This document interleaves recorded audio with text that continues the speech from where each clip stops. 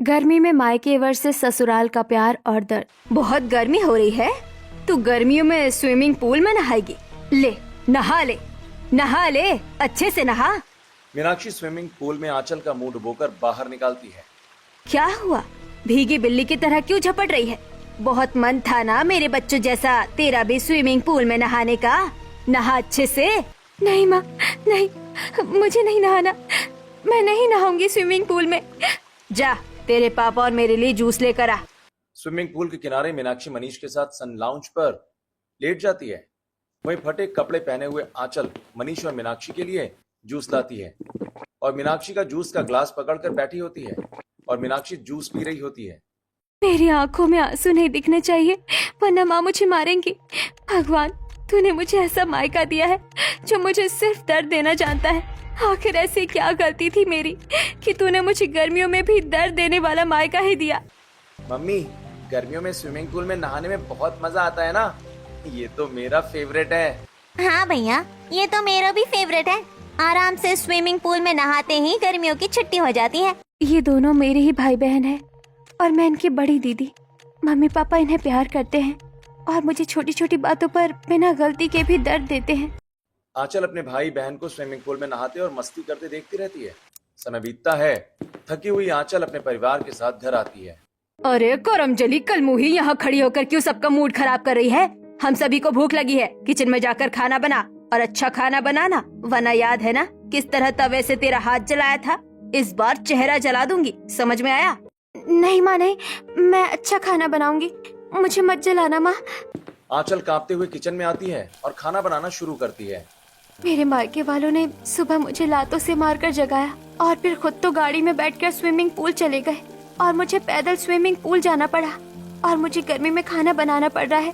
आखिर कब तक मैं इस मायके में दर्द भरी जिंदगी जीऊंगी? गर्मी में किचन की उमस से आंचल पसीने से भर जाती है। ऐसे ही पसीने से परेशान आंचल खाना बनाकर सभी को डाइनिंग टेबल पर परोसती है। अरे ये रोटियां ठंडी क्यों हैं? मैं गर्म रोटी खाता हूँ, तुझे पता नहीं है क्या? जा, मेरे लिए गर्म रोटी बना कर ला। और सलाद कहाँ है? माँ, ये रोज हमें खाने के वक्त परेशान करती है। तू क्या चाहती है, मेरे बच्चे भूखे रह जाए, वो पेट भर खाना ना खाए? डंडे मार मार कर तेरी टांगे तोड़ दूंगी। मेरे बच्चों को अच्छे से खाना खिला। मुझे माफ कर दीजिए, मुझसे गलती हो गई। मैं अभी गरम गरम रोटियां और सलाद बनाकर लाती हूँ। आंचल तुरंत किचन में जाती है और गर्मा गर्म रोटियां बनाती है और मनीष को परोसती है और सलाद काटकर सीमा को देती है। सभी खाना खाने लगते हैं। थोड़े दाल चावल बचे हैं, ये मैं नहीं खाऊंगी। हाँ, और ये रोटी भी मैं नहीं खाऊंगी। हाँ, और ये सब्जी भी अच्छी नहीं बनी है, मैं नहीं खाऊंगा। लाइए, मैं ये झूठन फेंक दूं। फेंकना क्यों है? मेरी थाली में भी कुछ बचा है। ये सारा खाना मेरी थाली में डाल दो और तू फटीचर, आज ये खाना। सभी अपना जूठा मनीष की थाली में डालकर आंचल के सामने रख देते हैं और अपने कमरे में चले जाते हैं। मैंने सोचा था आज पेट भर खाना खाऊंगी, पर आज भी मुझे सिर्फ झूठा ही मिला। आंचल सभी की जूठन छोड़कर सभी जूठे बर्तन लेकर किचन में आती है और उन्हें धोकर बालकनी में अपनी चुनरी बिछाकर लेट जाती है। ऐसे ही रात के 2 बजे अचानक आंचल के पेट में दर्द शुरू होता है। मैंने 3 दिन से कुछ नहीं खाया है, पेट में मरोड़ उठ रहा है। माँ ने किचन में ताला मार दिया है, वो झूठा ही खा लेती हूँ। आंचल सभी का जूठा खाने लगती है। आंचल की आंखों से टपकते आंसू खाने में गिरते हैं। ऐसे कुछ दिन बीतते हैं और एक शाम राजा अपने ऑफिस से घर आता है। माँ, मुझे ऑफिस में प्रमोशन मिला है और ऑफिस की एक बड़ी पार्टी में फैमिली के साथ मुझे बुलाया गया है। अच्छा भैया, फैमिली के साथ बुलाए हैं तो फैमिली को लेकर जाएंगे या उसे भी लेकर जाएंगे? हाँ, कनिका को भी लेकर जाऊंगा ना। कनिका के बारे में तो ऑफिस में सभी को पता है, वो भी मेरे ऑफिस के लोगों को जान जाएगी। हाँ बेटा, ठीक कह रहा है तू, हम भी मिल लेंगे तेरी कनिका से। भैया, इस आंचल को भी लेकर चलेंगे। क्यों? इसे क्यों लेकर जाना है मेरे ऑफिस की पार्टी में? उतनी बड़ी पार्टी में कोई तो हो हमें खिलाने पिलाने वाला। हम थोड़ी ना बार बार फूड काउंटर पर जाएंगे। ठीक है, कोई पूछे ये कौन है तो कह देना नौकरानी है। ऐसे ही आज का दिन बीतता है। अगले दिन शाम में सभी पार्टी के लिए तैयार हो रहे होते हैं कि तभी आंचल मीनाक्षी के पास आती है। क्या हुआ रे, यहाँ क्यों आई तू? तुझे कहा था ना राजा की गाड़ी साफ करने के लिए, किया कि नहीं? माँ, मैंने गाड़ी साफ कर दी है। वो आप कह रही थी ना कि मुझे भी चलना है पार्टी में। हाँ, तुझे भी चलना है। तुझे घर में छोड़ दे ताकि तू यहाँ चोरी चकारी करे। माँ, राजा की ऑफिस की पार्टी है और मेरे पास कोई अच्छा कपड़ा नहीं है। ये फटी हुई सलवार सूट है, मुझे भी एक ड्रेस दे दो। तभी कमरे में सुंदर ड्रेस में तैयार सीमा आती है। महारानी को ड्रेस चाहिए। अपनी शक्ल देखिए, बंदर जैसी शक्ल है तेरी। ड्रेस पहनने की औकात है तेरी? तेरे पास जो है वही पहनकर चल, ज्यादा ड्रामे करने की जरूरत नहीं है। और याद रखना, तू हमारी नौकरानी है। पूरा परिवार तैयार होकर अपनी चमचमाती गाड़ी में बैठकर पार्टी के लिए निकल जाता है और आंचल फटी सलवार सूट पहनकर पैदल ही पार्टी के लिए निकलती है। इस बच्ची को कितने दर्द मिलते हैं इसके मायके से। पूरा परिवार गाड़ी में बैठकर चला गया और इस बच्ची को पैदल पार्टी में जाना पड़ रहा है। अरे बहन, कहाँ की पार्टी? इसके कपड़े देखो, इसे तो बस बेइज्जत करने के लिए लेकर जा रहे हैं। पार्टी में भी एक नया दर्द देंगे। बहन, हम इसके लिए कुछ कर भी तो नहीं सकते हैं। ये बस ऐसे ही अपने मायके का दर्द सहती रहेगी। सभी पड़ोसी आपस में आंचल के मायके के बारे में बात करने लगते हैं। वहीं आंचल पसीने से लथपथ पार्टी हॉल में पहुंचती है, जहां राजा अपनी गर्लफ्रेंड कनिका और अपने परिवार के साथ खड़ा होता है। यहाँ सभी ने कितने सुंदर कपड़े पहने हैं और मैंने ये फटी हुई सलवार सूट पहनी है। सब मुझे ही घूर रहे हैं। अरे ये लड़की कौन है? इसने कितने गंदे और फटे कपड़े पहने हैं। ये हमारी ऑफिस की पार्टी है। यहाँ काम करने आए लोगों ने भी स्पेशल ड्रेस पहनी है। ये कौन है? माँ, पार्टी में सब मुझे घूर घूर कर देख रहे हैं और मेरे बारे में बातें बना रहे हैं। माँ, आंटी, आप इसकी माँ है? अरे कनिका बच्ची, तुम मुझे आंटी क्यों कहती हो? तुम मुझे मम्मी जी कहा करो। और मैं इसकी माँ नहीं हूँ, ये तो हमारे घर की नौकरानी है। भाभी, आपको कुछ भी खाने पीने का मन करे तो इससे मंगवाना। आपको तकलीफ लेने की जरूरत नहीं है। हाँ कनिका, और हमारी शादी के बाद भी ये दिन भर तुम्हारी खातिरदारी करेगी। अच्छा, तो जाओ मेरे लिए मोमोज लेकर आओ। आंचल उदास चेहरा लिए मोमोज काउंटर पर आती है। भैया, मुझे एक प्लेट मोमोज दे दीजिए। ए लड़की, तू कौन है? ये एक बड़े ऑफिस की पार्टी है। अगर तू काम करने आई है तो पहले काम कर, मोमोज बचेंगे तब तुझे मिलेंगे। भैया, मैं यहाँ काम करने नहीं आई हूँ, अपनी फैमिली के साथ इनविटेशन में आई हूँ। अरे, इसे कौन पार्टी में बुलाएगा? ये जो मांगती है दे दो, वरना दूसरों को खाने नहीं देगी, नजर लगा देगी। मोमोज वाला आंचल को मोमोज दे देता है और आंचल मोमोज देकर कनिका के पास आती है।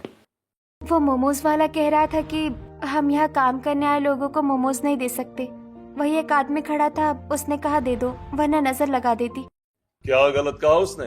तेरी शक्ल ही ऐसी है। राजा डार्लिंग, ये देखो, ये मोमोज लेकर आई है। चटनी और मेयोनीज तो लाई ही नहीं। ये गधी है, इसे इतनी समझ नहीं है। अच्छा, इसे समझ नहीं है? तब तो ये लोगों का अच्छा मनोरंजन कर सकती है। वैसे भी पार्टी में एंटरटेनमेंट की कमी लग रही है। कनिका एक बंदर की कॉस्ट्यूम मंगवाती है और आंचल को पहना देती है। ड्रेस में सिर्फ आंचल का चेहरा दिख रहा होता है। बंदर की कॉस्ट्यूम में आंचल को घुटन हो रही होती है। मम्मी मम्मी, वो देखो बंदर आया, इससे कहो ना डांस करे। जैसा पार्टी में आए लोग कहते हैं वैसा कर। कई बच्चे आंचल की पूंछ खींचते हुए आंचल को स्टेज पर चढ़ा देते हैं, जहां आंचल बंदरों की तरह उछल कूद करने लगती है। पहले मेरे मायके वालों ने मुझे नौकर बनाया और अब बंदर बना दिया। इतनी गर्मी में ये कपड़े पहनाए हैं, मुझे घुटन हो रही है और यहाँ लोग मुझ पर हंस रहे हैं। ये लड़की चाहे जो भी है बड़ी मजेदार है। बच्चों के साथ जिस तरह खेल रही है, इससे बात करने का मन कर रहा है, पर यहाँ कैसे बात करूं? ये तो स्टेज पर चढ़ी हुई है। बच्चों, बंदर गुलाटी भी मारता है, इसे कहो गुलाटी मारे। बंदर गुलाटी मारो, बंदर गुलाटी मारो। वाह राजा, तुमने बहुत अच्छा किया इसे पार्टी में बुला लिया। सबका मनोरंजन कर रही है ये। Sir, my pleasure. ऑफिस की पार्टी में सब एंजॉय कर रहे हैं, इससे अच्छा क्या हो सकता है? पार्टी में सभी आंचल को देखकर हंसते हैं। बच्चे उसकी पूंछ खींचते हैं और पसीने से परेशान आंचल कभी खाना लेकर आती है तो कभी बच्चों के कहने पर बंदर की तरह उछल कूद करती, और ऐसे ही पार्टी खत्म हो जाती है और सभी अपने घर आकर अपने कमरों में सो जाते हैं और आंचल बालकनी के कोने में बैठकर रोने लगती है। मेरे मायके वालों ने मुझे बहुत जिल्लत दी है, बहुत तकलीफ दी है, पर आज इन्होंने जो दर्द दिया है, जो मेरी बेइज्जती करवाई है, मैं ये जिंदगी में कभी नहीं भूल पाऊंगी। इतना कहकर आंचल फूट फूट कर रोने लगती है और गली में कुर्सियां लगाकर कुछ पड़ोसने आपस में बात कर रही होती हैं। देखो विमला बहन, कांति बहन कह रही थी ना, आज ये पार्टी में इसकी बेइज्जती ही करवाने ले गए हैं। देखो बच्ची कैसे रो रही है। ये लड़की बेचारी अपने मायके वालों का दर्द सह रही है। इससे अच्छा तो ये किसी लड़के के साथ भाग जाए, कम से कम कोई तो इसे 2 वक्त की रोटी देगा। आंचल रोते हुए सभी पड़ोसियों की बात सुन रही होती है। ऐसे कुछ दिन बीतते हैं और एक दिन तेज धूप में आंचल राशन का सामान लिए रास्ते से आ रही होती है। तभी रास्ते में अरुण आंचल के सामने आता है। आप कौन है?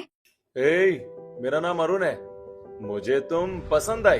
पसंद आई क्या मतलब है तुम्हारा? मेरा रास्ता छोड़ो, मुझे घर जाना है, वरना मेरी माँ गुस्सा करेंगी। अरे पहले ये फोन तो रख लो, मैं रात में तुम्हें फोन करूंगा, ओके? मुझे पता है तुम्हारे पास फोन नहीं है। इतना कहकर अरुण आंचल के झोले में एक फोन डालकर चला जाता है। आंचल छोटा सा फोन अपने पास रख लेती है और पसीने से लथपथ थकी हारी घर पहुंचती है। ऐसे ही रात के 2 बजते हैं और आंचल बैल्कनी में सो रही होती है। तभी अरुण का फोन आता है। तुमने फोन उठाया? मुझे तो लगा था तुम फेंक दोगी। मैंने तो ये सोच कर रख लिया कि तुम जब मिलोगे तो मैं वापस कर दूंगी। मैं किसी के पैसे बर्बाद नहीं करना चाहती। वैसे तुम हो कौन और मुझे फोन क्यों दिया? अरे क्योंकि तुम मुझे बहुत पसंद हो। वैसे तुम्हारा नाम क्या है? और तुम उस दिन पार्टी में बंदर बनकर डांस क्यों कर रही थी? मेरा नाम आंचल है और उस दिन पार्टी में मेरे मायके वालों ने मुझे जबरदस्ती बंदर के कपड़े पहनाकर डांस करने के लिए कहा। क्या मायके वालों ने? तुम वहाँ इनवाइट थी और तुम्हारे घर वालों ने तुम्हारे साथ ऐसा किया? हाँ, मेरे छोटे भाई के साथ फुल फैमिली इनवाइट थी। मैं ये सब तुम्हें क्यों बता रही हूँ? कल तुम बाजार आना, मैं तुम्हारा फोन वापस कर दूंगी। इतना कहकर आंचल फोन रखकर रोने लगती है। वहीं अपनी बैल्कनी में अरुण, अब तो कल मुझे आंचल से मिलना ही पड़ेगा और उसकी सच्चाई जाननी पड़ेगी।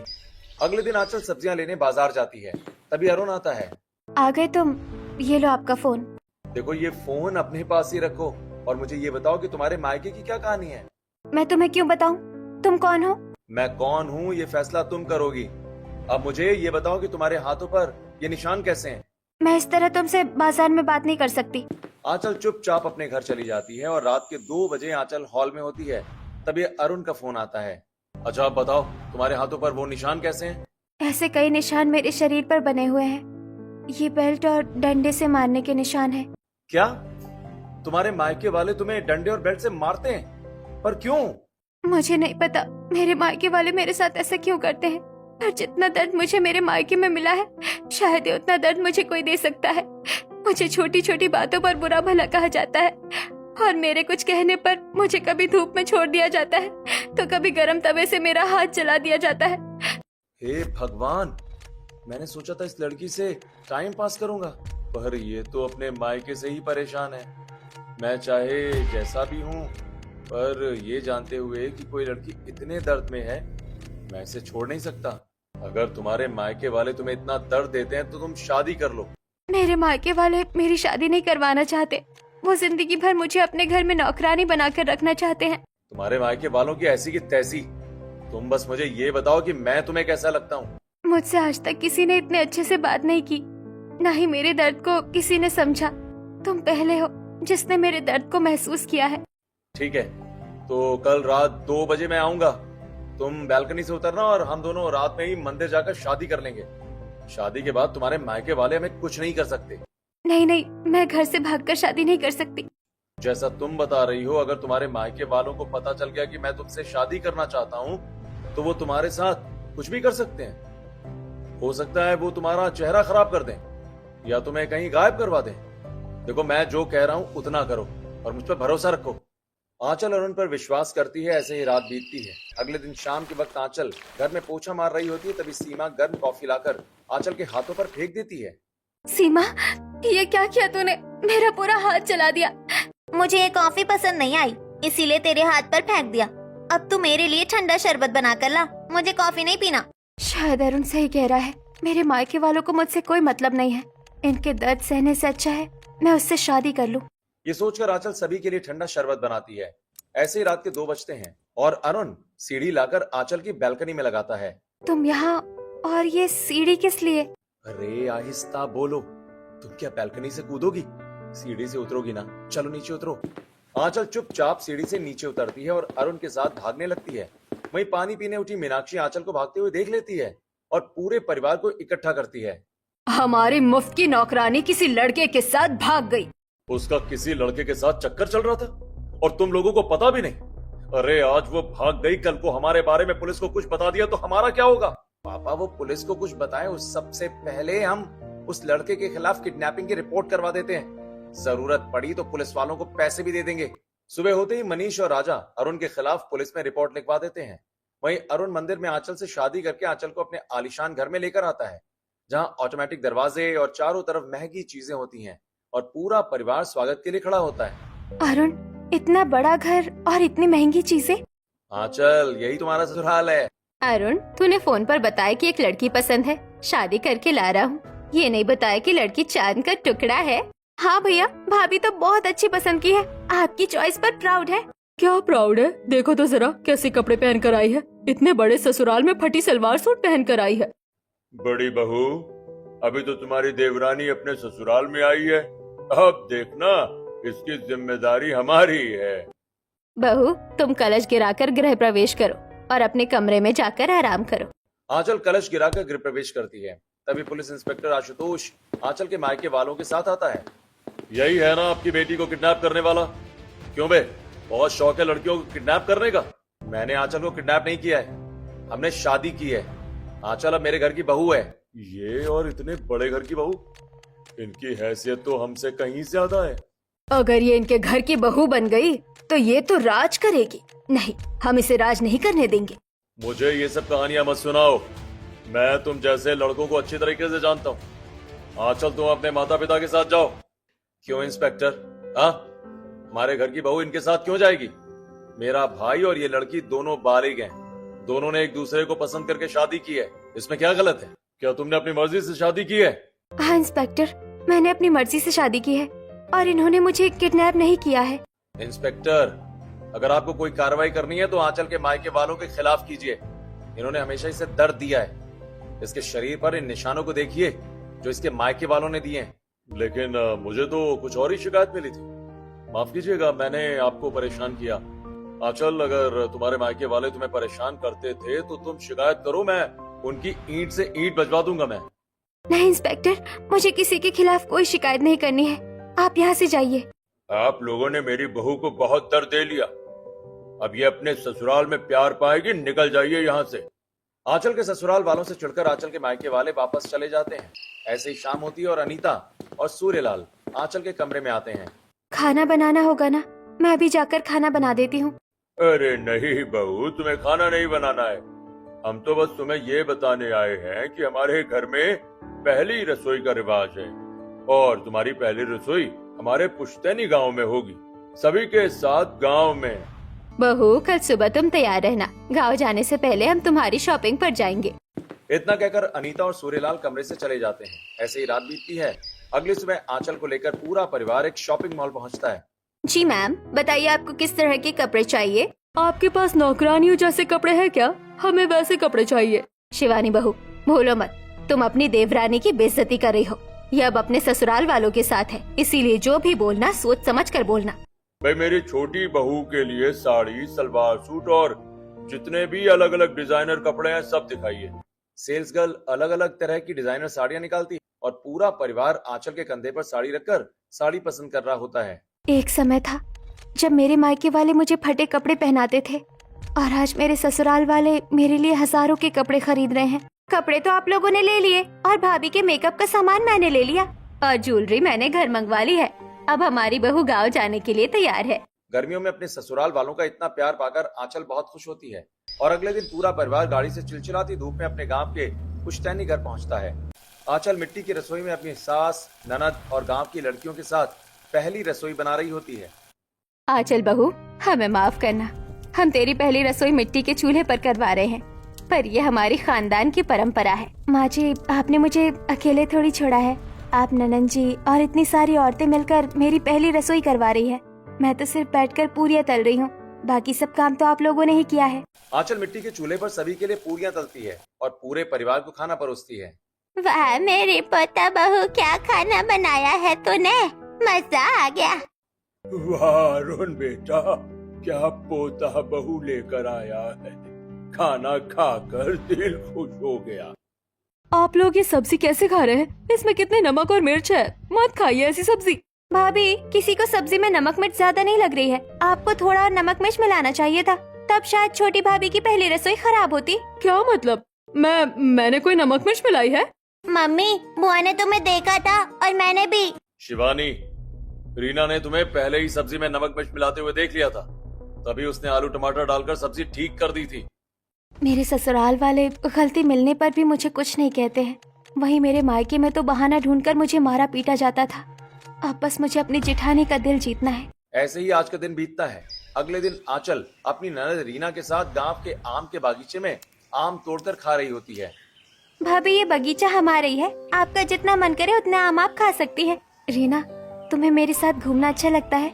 तुम्हें ऐसा नहीं लगता कि एक गरीब घर की लड़की मेरी भाभी बनी है? क्या तुम्हें ये मंजूर है? भाभी, कौन कहता है आप गरीब है? मेरी ज्यादा उम्र तो नहीं है, पर मैंने आपको पहचान लिया है। आप तो खरा सोना है जो मेरे भैया की जिंदगी में आई है। दूर खड़ी शिवानी ये सब सुनती है और आंचल के पास आती है। खरा सोना नहीं है, ये खोटा सिक्का है जो अपने मायके से भाग कर आई है। जो लड़की अपने मायके से भाग कर आई है वो कितनी अच्छी होगी।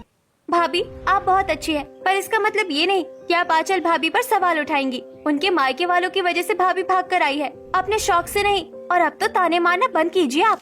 ऐसे कुछ दिन और बीतते हैं। पूरा परिवार गांव में गर्मियों की छुट्टी बिताकर शहर वापस आ जाता है। आज आंचल नहाकर डिजाइनर साड़ी पहनकर तैयार हो रही होती है कि तभी उसे छींक आ जाती है। कमरे के बाहर अनीता आंचल को छींकते हुए देख लेती है। अरे, बहुत छींक आ रही है। तेरी तबीयत खराब है? मम्मी जी, मेरी तबीयत ठीक है। ये तो बस गांव से शहर आने की वजह से मुझे छींक आ रही है। चुप कर बहू, तुझे कुछ भी नहीं पता। मुझे पता है तेरी तबीयत खराब है। रुक, मैं भी डॉक्टर को बुलाती हूँ। अनीता आंचल को बिस्तर पर लिटा देती है और थोड़ी देर में 4 डॉक्टर आंचल के चेकअप के लिए आते हैं। डॉक्टर, अच्छे से मेरी बहू को चेक कीजिए। मेरी बहू को कुछ नहीं होना चाहिए। आप लोग घबराइए मत, आपकी छोटी बहू को कुछ भी नहीं हुआ है। बस हवा के बदलाव की वजह से छींक आ गई होगी। आप लोगों ने बेकार ही 4 डॉक्टर बुला लिए। डॉक्टर, ये हमारे घर की छोटी बहू है, हमारी लाडली बहू। इससे कुछ भी होता है तो हम घबरा जाते हैं। आप लोगों का धन्यवाद, आप जाए। अपने ससुराल वालों का प्यार देकर अनीता को पुराने दिनों की याद आती है। पसीने से लथपथ आंचल अपने मायके के किचन में बुखार से कांप रही होती है। तुझे राशन लाने के लिए कहा ना, तो किचन में क्या कर रही है? माँ, मुझे बहुत तेज बुखार है, कपकपी हो रही है, पसीने छूट रहे हैं, मैं राशन लेने नहीं जा सकती। तो तुझे ठंड लग रही है? क्यों ना गर्मा गर्म पानी तेरे ऊपर फेंक दूं? नहीं माँ, नहीं माँ, ऐसा मत करना, वरना मैं जल जाऊंगी। अगर जलने से बचना चाहती है तो चुपचाप जाकर राशन लेकर आ। आंचल चिलचिलाती तेज धूप में कांपती हुई राशन लेने निकलती है और कंधे पर राशन लाते हुए आंचल बेहोश होकर रास्ते में गिर जाती है। ये घर वाले इसको इतना प्यार क्यों लुटा रहे हैं? मुझे इसे देखकर और जलन बढ़ती जा रही है। ये गरीब भगौड़ी इतना खास क्यों है मेरे घर वालों के लिए? ऐसे कुछ दिन बीतते हैं। एक दिन आंचल सभी के लिए ठंडा शरबत और मट्ठा बना रही होती है। ऐ गरीब भगौड़ी, क्या कर रही है तू यहाँ पर? दीदी, गर्मी बहुत बढ़ गई है ना, इसलिए मैं सभी के लिए ठंडा शरबत और मट्ठा बना रही हूँ। इससे पेट ठंडा रहेगा। तो जैसे गरीब को और क्या आता होगा? यही नींबू पानी और मट्ठा तो पीती होगी। ये अमीरों का घर है, यहाँ सभी महंगे जूस पीते हैं। मम्मी, शरबत तो आर्टिफिशियल होते हैं। पापा कहते हैं बाजार के शरबत नहीं पीने चाहिए। मैं तो चाची के हाथ का नींबू पानी पीऊंगा। आंचल शिवानी को कोई जवाब नहीं देती। वहीं आंचल के हाथ का बना ठंडा नींबू पानी और मट्ठा पूरा परिवार पीता है, जिसे देखकर शिवानी आंचल से और ज्यादा जलने लगती है। ऐसे ही कुछ दिन बीतते हैं और आज पूरा परिवार बाग बागीचों से घिरे पहाड़ में पिकनिक मनाने आया होता है। दादा दादी, यहाँ कितनी सारी तितलियाँ हैं। मैं जा रहा हूँ तितलियों के साथ खेलने। बेटा संभाल कर, पहाड़ी इलाका है। दीदी, आप चिंता मत कीजिए, सूरज के साथ मैं हूँ ना। तू है, इसी बात का तो डर है। मैं अपने बच्चे के साथ खुद जाऊंगी, तुझे इसके पास भी नहीं आने दूंगी। इतना कहकर शिवानी सूरज के साथ खेलने लगती है। माफ करना आंचल, शिवानी कड़वा बोलती है पर दिल की बुरी नहीं है। भैया, मैं जानती हूँ जेठानी जी दिल की बुरी नहीं है, वो बस मुझे एक्सेप्ट नहीं कर पा रही हैं। आंचल, तुम्हें पता है यहाँ बोटिंग भी होती है। चलो हम दोनों लेक में बोटिंग करते हैं। अरुण आंचल को लेकर सुंदर लेक में बोटिंग करने चला जाता है। दोनों बोटिंग करते हुए हाथों में हाथ डाले बातें कर रहे होते हैं। अरुण, तुमने मेरी जिंदगी बदल दी। मुझे मायके में जितना दर्द मिला है उससे ज्यादा प्यार मुझे मेरे ससुराल में मिल रहा है। मेरी एक छींक पर 4 डॉक्टर आ जाते हैं, एक आवाज पर मेरी पसंद की चीजें आ जाती हैं। आंचल, ये सब तुम डिजर्व करती हो। तुम्हारा नेचर इतना अच्छा है कि तुम किसी का भी दिल जीत जाओ। न जाने तुम्हारे मायके वाले तुम्हें इतना दर्द कैसे दे रहे थे। ऐसे ही आंचल अपने परिवार के साथ पिकनिक पूरी करके घर चली जाती है और एक दिन पूरा परिवार एक साथ बैठकर पिकनिक की फोटो देख रहा होता है। आप लोगों ने मेरी एक भी अच्छी फोटो नहीं खींची है, सिर्फ इस गरीब की फोटो है। मुझे नहीं देखना ये फोटो। अरे तुम्हारी फोटो है, वो भी आ जाएंगी। जब आ जाए तब मुझे बुलाना। इतना कहकर शिवानी सीढ़ियों पर चढ़ने लगती है और लड़खड़ाकर नीचे गिर जाती है। शिवानी के सिर से खून निकलने लगता है। मम्मी, मम्मी को क्या हो गया? जेठानी जी, अरुण जल्दी दीदी को लेकर हॉस्पिटल चलो, इनके सिर से खून निकल रहा है। पूरा परिवार शिवानी को लेकर हॉस्पिटल आता है, जहां डॉक्टर शिवानी का इलाज करते हैं। शिवानी के हाथ में फ्रैक्चर होता है वहीं आंचल शिवानी को खून दे रही होती है।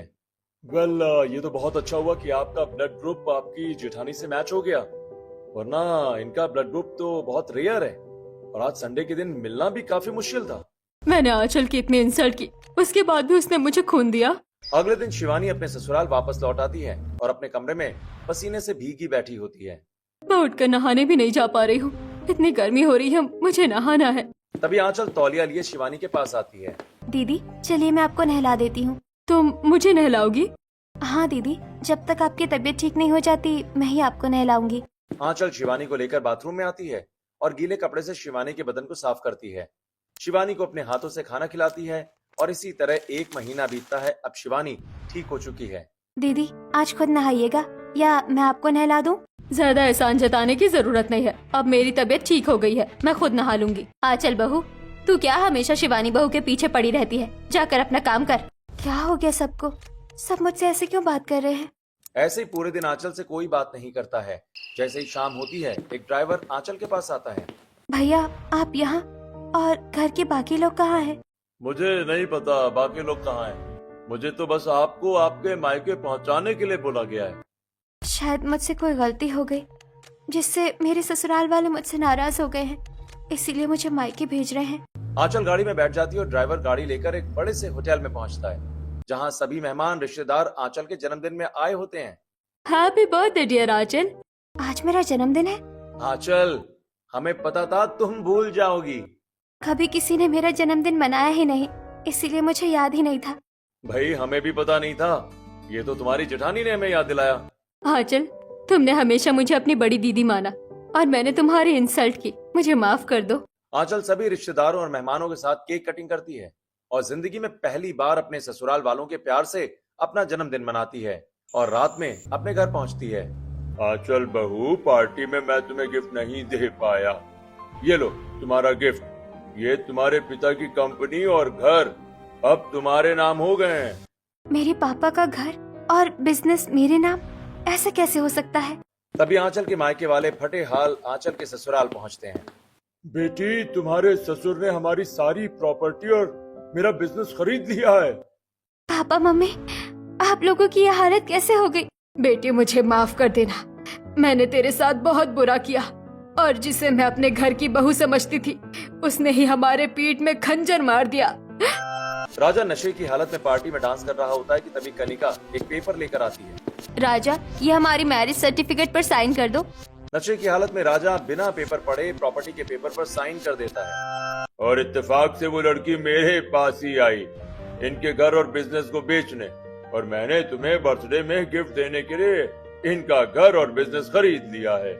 ये लोग तुझे नौकरानी बनाकर रखते थे ना, अब ये तेरे नौकर हैं। बहू, अब तो इनके दिए हर दर्द का बदला ले सकती है। ये सच है, मुझे मेरे मायके में सिर्फ दर्द मिला है, पर चाहे कुछ भी हो मैं अपने मायके वालों के साथ ऐसा कुछ नहीं कर सकती। मम्मी पापा, ये रहे आपके बिजनेस और घर के कागज। आपका घर और बिजनेस आपका ही रहेगा। बेटी, सच तो ये है कि हम तुझे अनाथालय से लेकर आए थे ताकि जिंदगी भर हमें एक मुफ्त की नौकरानी मिल जाए, पर आज हमें एहसास हुआ कि हमने कितनी बड़ी गलती की। हमें माफ कर दे बेटी, हमें माफ कर दे। मम्मी पापा, आप लोगों ने मुझे अपनी बेटी कहा, यही मेरे लिए बहुत बड़ी बात है। मुझे आपसे कोई गिला शिकवा नहीं है। आंचल अपने प्यार से अपने दर्द देने वाले मायके को बदल देती है। वहीं आंचल अरुण के साथ कनिका को जेल पहुंचाती है और अपने ससुराल और मायके के साथ प्यार भरी जिंदगी बिताने लगती है।